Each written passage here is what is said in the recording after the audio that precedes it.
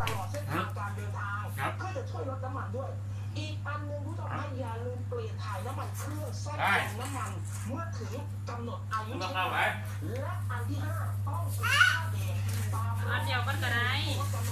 นอกจากจะประหยัดน้ำมันแล้วผู้ชมครับยังช่วยสร้างความปลอดภัยไปเมียนก่อนเราค่อยมาเอาไม้ลูกเอาไปเมียนก่อนไปเมียนเราค่อยมาเอาไม้เด้อไปเอาเมียนก่อนอันนี้สำคัญมากเป็นเทคนิคให้ใช้ความเร็วคงที่ไปเอาไปเมียนเด้อไปไปตอนนั้นไปก่อนตอนนั้นไปก่อนเราค่อยมาเอาไปไปอู้ไปบอกลวงเอ้ยใ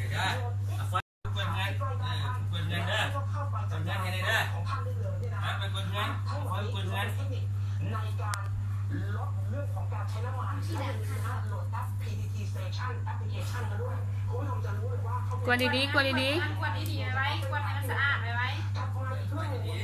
มันเปื้อนหันโน้นเห็ดเปื้อนหันมีกวดเด้อกวนให้มันสะอาดจอมีโคราชด่วนเลยนะฮะมีเหตุการณ์รถเสียหลักตาย3 ศพนะฮะโดยเป็นฝ่ายทหารแล้วพุ่งชนมอเตอร์ไซค์คุณผู้ชมดูดีนะโอ้โหนี่คือร่างของ3 ชีวิตพุ่งชนเด็กปลายคาถนน